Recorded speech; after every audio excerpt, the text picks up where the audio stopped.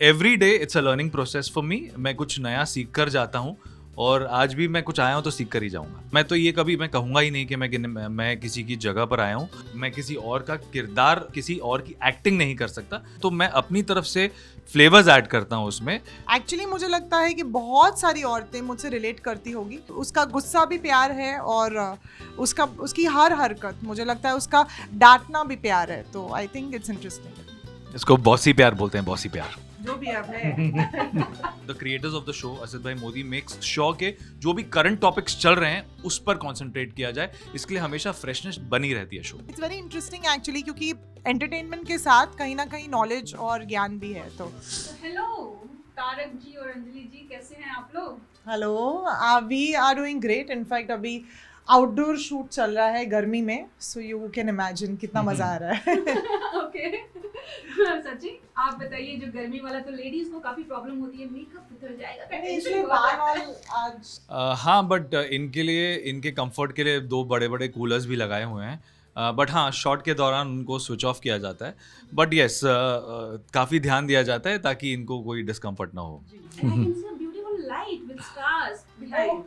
Oh, you noticed? Yes. हाँ, ये star है ना, तो ये अपने कमरे में स्टार्स लगा के रखती हैं ताकि इनको बिकॉज हम इतना वक्त टाइम स्पेंड करते हैं मेकअप रूम में, तो लगता है कि थोड़ी ऐसी क्यूट चीज़ें जो जिसे हमें फील हो, you know, because like we all know कि डेली सोप एक्टर्स के लिए सेकंड घर इज़ दिस ओनली।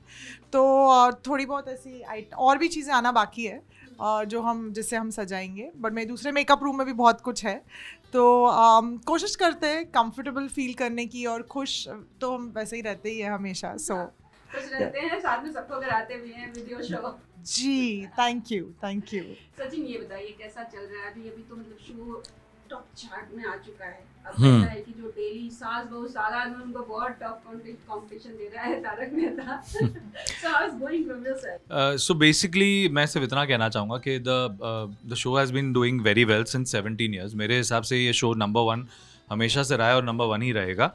चार्ट्स जो हैं ऑब्वियसली वो कभी 2, कभी 3, कभी 4, कभी 5 रहेगा, कभी 6 पे रहेगा। बट मेरे हिसाब से एक ऐसा शो जो सबको हंसाता है और जो एक क्लीन शो है, वो हमेशा लोगों के दिल में नंबर 1 ही रहेगा। आप कुछ कहेंगे सुनैना? आई थिंक ये शो लोगों के दिल में बसता है, तो और कैरेक्टर्स भी लोगों के दिल में बसते हैं। तो ये ऐसी चीज़ है कि जैसे उन्होंने कहा नंबर गेम से हटकर वैसे भी बहुत लोग ऐसे हैं जो ये शो को कंटिन्यूसली 17 सालों से देखता है। अभी और नए लोग भी जुड़े हैं शो से, और भगवान की कृपा है आई थिंक सब पर कि और मैं किसी से डिस्कस करी थी कि 1-2 बार अनफॉर्चुनेटली हॉस्पिटल जाना हुआ, तो मैंने देखा हर हॉस्पिटल के रूम्स में स्पेशली वो लोग ये शो लगाते हैं।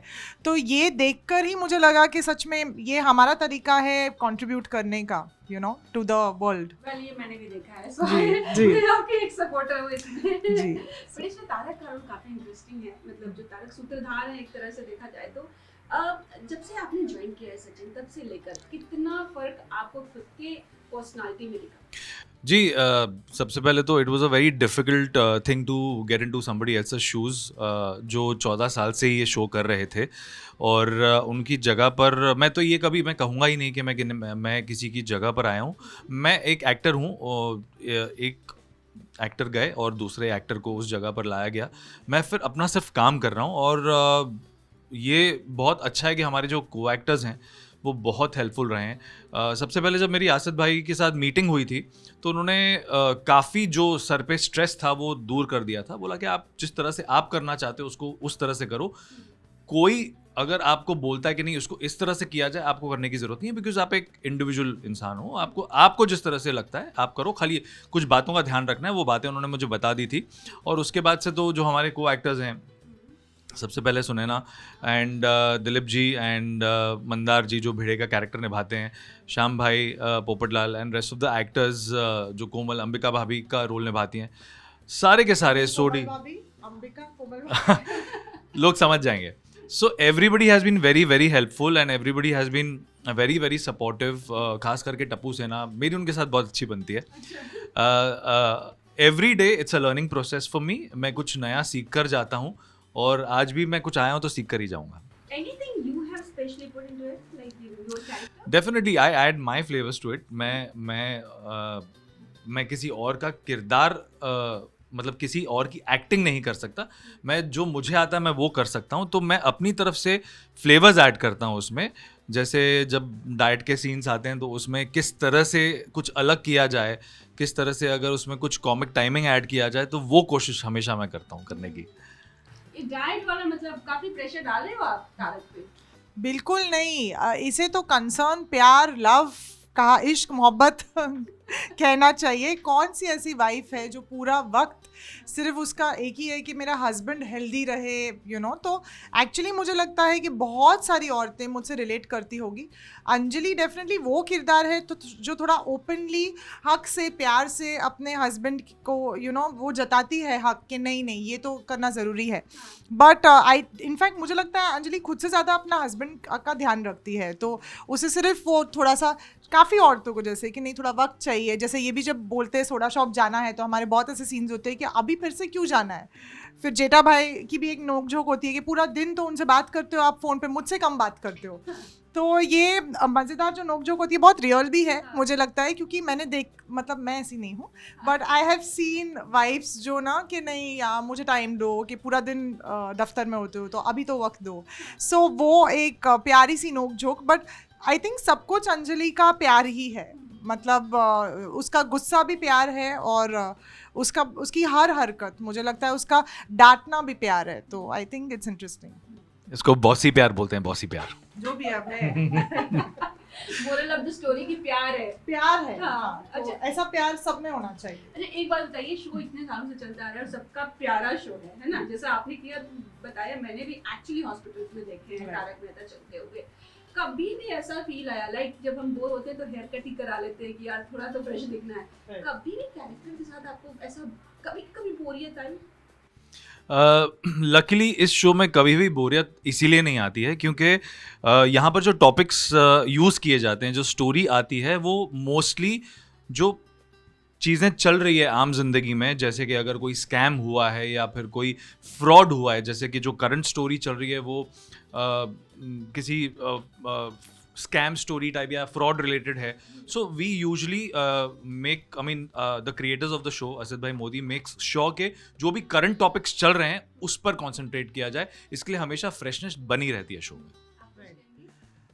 जी, जैसे इन्होंने कहा, और इनफैक्ट ये एक ऐसा शो है जो सारे फेस्टिवल्स को भी लेकर चलता है। तो इनफैक्ट मुझे ऐसा लगता है कि जो आम जिंदगी में मैं शायद ना मनाऊं, वो भी यहाँ पे मनाने का मौका मिलता है हर साल। तो हमें इनफैक्ट मुझे ऐसा लगता है जब से मैंने ये शो ज्वाइन किया है, मैंने बहुत कुछ सीखा है अलग अलग फेस्टिवल्स के बारे में, अलग अलग कस्टम्स के बारे में, जो मुझे पहले बिल्कुल नहीं पता था।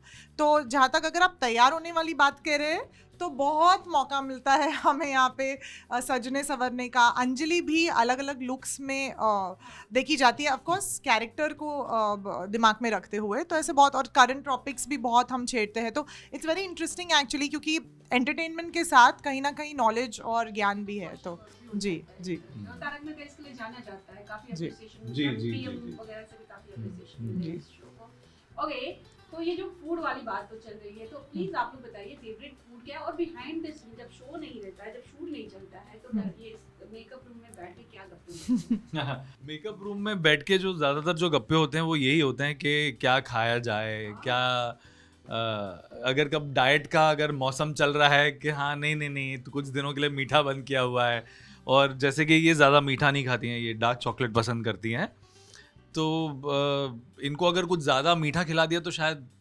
नहीं, तो फिर ये बोलेंगी कि नहीं ये मत खाया करो, ये डार्क चॉकलेट खाया करो, ये हेल्थ के लिए अच्छा है, ये अच्छा है, ये अच्छा है। अगर आप इनका बास्केट खोलेंगी तो उसमें डार्क चॉकलेट आपको ज़रूर मिलेगा, ज़रूर मिलेगा आपको डार्क चॉकलेट। मतलब पर्सनल लाइफ में भी कंट्रोल करती है क्या ये? हाँ, मतलब कंट्रोल तो नहीं, बट हाँ हेल्दी ऑप्शंस तो बोलती हैं, बट बहुत हेल्दी भी नहीं। हाँ, मतलब कोशिश करती हूँ, बट चटोरी तो मैं हूँ। बट ये है कि मैं थोड़ी फसी ईटर भी हूँ, कि बहुत सब कुछ नहीं खाती है, वो तो थोड़े नखरे होते हैं। इनफैक्ट ब्रेक टाइम में सब हम साथ में ही खाते हैं यहाँ पर मेरे मेकअप रूम में। अच्छे दो बड़े बेड्स हैं, सब आराम से बैठकर टेबल वेबल लगा के खाते हैं। तो सबके टिफ़िन खाते हैं। इनफैक्ट ये दूसरों के टिफ़िन ज़्यादा खाते हैं आजकल, अपने टिफ़िन खा रहे हैं। सो या but Yeah. I also learned it. Chatori is like someone who loves food. I तो love food. मतलब I enjoy food. ये है कि मैं बहुत ज़्यादा quantity में नहीं खाती, but I love to experiment. So yeah. I think time हो चुका है. जी. So, thank you so much. Thank you. Thank you so much. मैं जूम के माध्यम से सारे दर्शकों को बहुत बहुत धन्यवाद कहना चाहूँगा। हमारे शो के सर्जक श्री असित कुमार मोदी जी इस शो पर बहुत मेहनत करते हैं, दिन रात मेहनत करते हैं। कोशिश यही रहती है कि हम साफ़ सुथरी कॉमेडी दिखाएं जो बच्चों के साथ, बच्चों से लेकर बड़े बुजुर्ग तक साथ में बैठकर देख सकें। एंड कई बार लोग बोलते हैं कि अरे यार हमें ना वो वाली हंसी नहीं आती है, हमें तो वो नहीं आता है। So we have to understand that जब आप क्लीन कॉमेडी क्रिएट करते हो तब ज़रूरी नहीं है कि आपको हंसी आए, आपको एक अच्छा मैसेज मिल रहा है, एट द सेम टाइम आपकी नॉलेज बढ़ रही है और आप जिसको कहते हैं ना कि हल्के फुल्के हंस भी रहे हैं, तो वो बहुत ज़्यादा इंपॉर्टेंट होता है। Thank you so much.